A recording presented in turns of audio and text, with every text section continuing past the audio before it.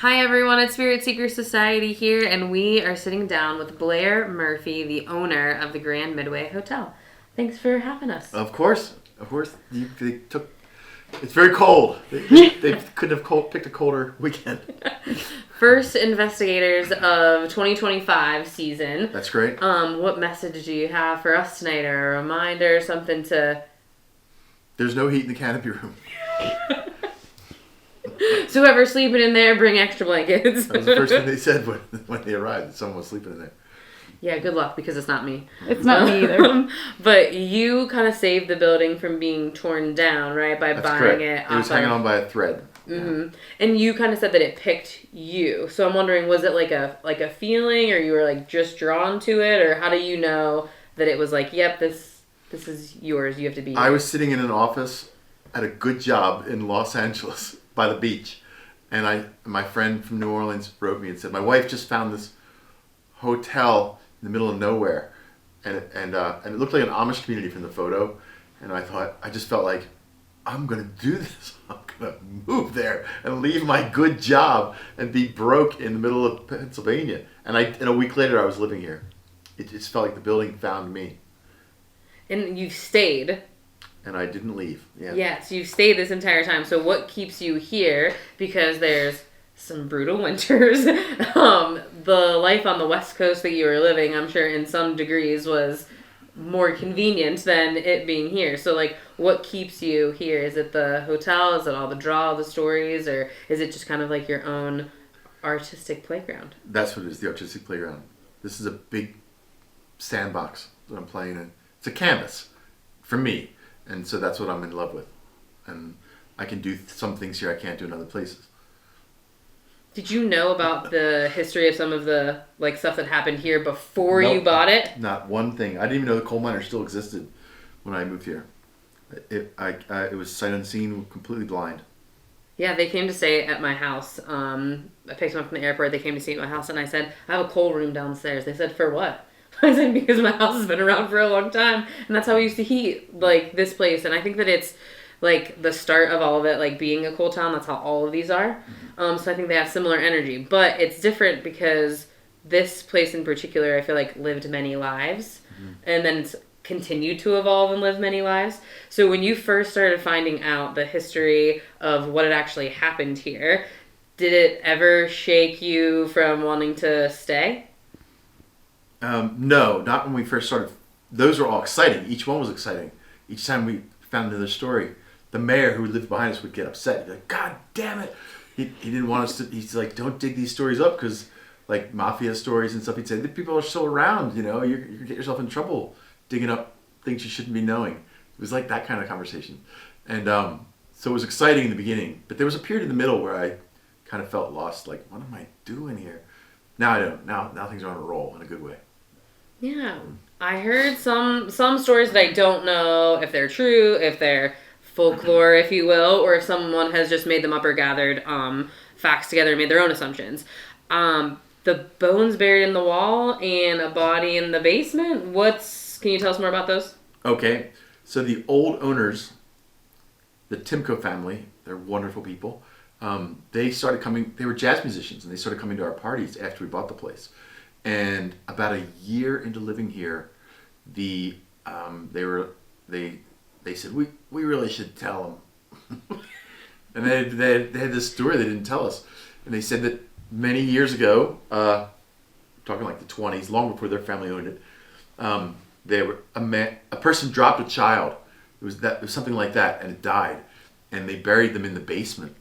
It's a dirt floor down there, and she was saying, the Timkos were saying, you know, there's a grave in the basement, and we didn't mention it when we sold to the place. But so that was like exciting. There was like one more thing on the pile of ghoulishness that made the place intriguing and kind of exotic to us. It wasn't bones in the wall. It was bone chips in the wall. A lady came with a cadaver dog one time. Catherine Ramsland, the author, brought her, and she walked from room to room. The dog made the symbol for human remains in the monkey room. So we have a room upstairs with a monkey in a chair. And that was from the movie Medicine Man, starring Sean Connery. He was a prop from that movie. So the dog made the symbol for human remains, so we broke open the wall, and she reached in and pulled out a bunch of broken up pieces, and she said, "This is human remains in your wall." She took it with her. She called me the following week and said, "Yeah," she confirmed that it was actually bone pieces, and she came back with 9 dogs and 9 trainers. And they let one in at a time, and each one went right up to the wall of the monkey room and said, "Human remains, human remains." And there's a follow-up story. So I should have called the coroner immediately. I didn't. And about 2 years ago, I did call the coroner's office. And I said, "Hey, we have bone chips in our wall, and I thought I'd give you a heads up." And she was like, "Yeah, but you're that guy." And I was like, "What?" And she said, "We don't think you probably put them there for publicity." And so then she called the police in Windber, and the police said the same thing. "Yeah, he's that guy." And they never came and followed up on it. They just said, "We're not going to even bother." I can't believe that, I mean, being in the positions that they're in, the roles that they're in, that they wouldn't want to investigate any further. But it seems like this hotel kind of has a reputation in town from, like, maybe locals of, like, we don't talk about that, we don't go there. So how do you feel living in the town where people are like, "Ah, he's that guy"?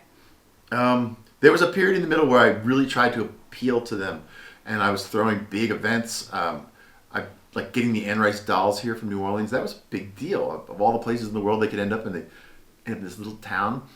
But the town just didn't care. I threw this event. I had Anne Rice's assistant, Sue Carez, flew up here to talk to the town about it. Nobody came. They didn't even care. So, and a woman at the supermarket said, "Oh, you're that doll guy. Are you doing that doll event?" I said, yeah, you should come." And she made us sound like I would. It was so dismissive. And so I don't really cater to any of that anymore. The customer base has nothing to do with this community. People raised here, they've been looking at this building their whole life. So why would they pay $1 to come into an old building that they've been looking at, that they were going to tear down? But people from 2 hours away or farther, Canada, Florida, Seattle, that's a whole different story. So that's the customer base. I don't really think of them as customers. I think of them more of like the same tribe, but it's a different tribe. I'm of a different tribe than this community, and so it's not a big deal at all that the locals don't like me.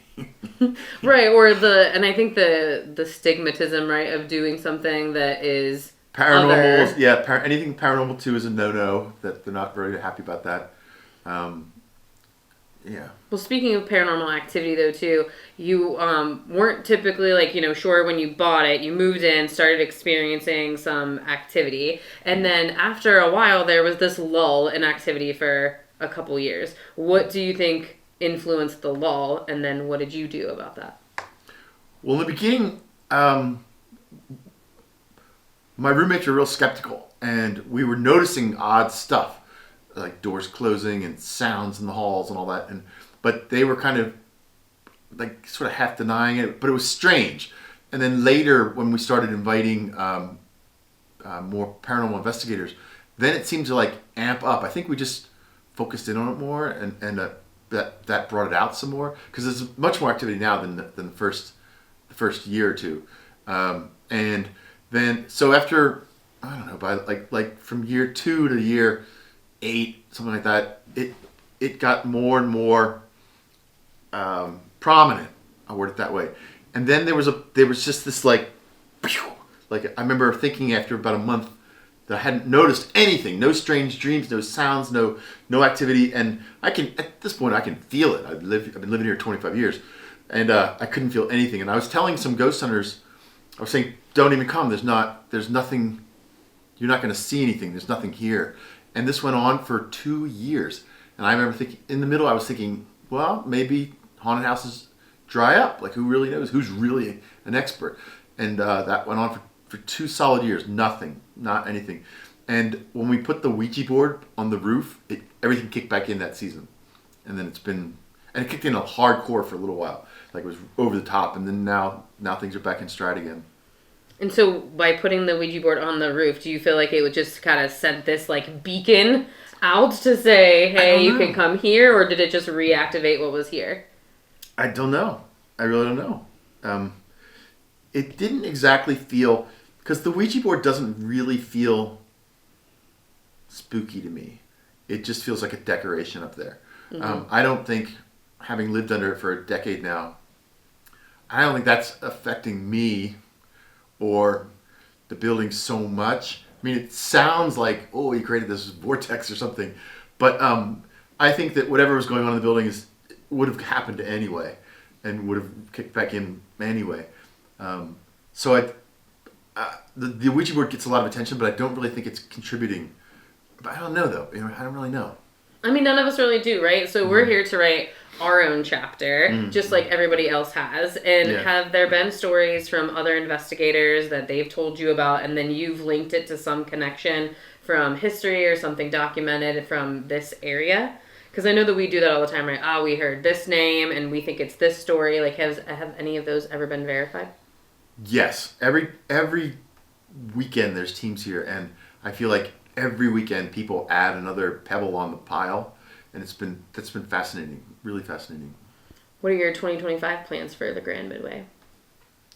I'm working on a Anne Rice doll room, which it is not completed yet, but I really want to do the dolls right and have a really nice display. And I'm working on something else, that a broadcast that I'm going to be doing out of the building weekly, almost immediately. And this building next door, Shakespeare House, was a church. We bought that one, and then the building next to that was the old radio station. We bought that one, and then we had the parking lot. And the radio station, I think, sort of was contributing to this idea that's been now it's just about to happen. So that's something I'm doing. Do you believe in some of the theories of, like, say you're broadcasting, right, and you're putting that out to everybody else all over, maybe even the world? Do you believe that energy is transferable from that place that's watching it to here? Absolutely. Yeah, I do. What do you hope to achieve with your broadcast? I want to feel like a Beatle, like from the Beatles. I love creativity, and so I work in film. And film does not feel spontaneous to me. Film feels like, well, if I film this now, an audience will see it in 2.5 years, and that's frustrating to me sometimes.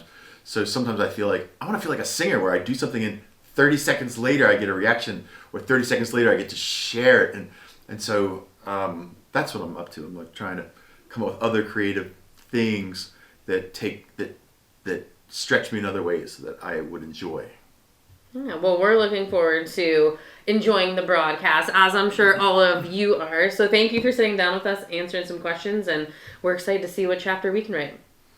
Okay.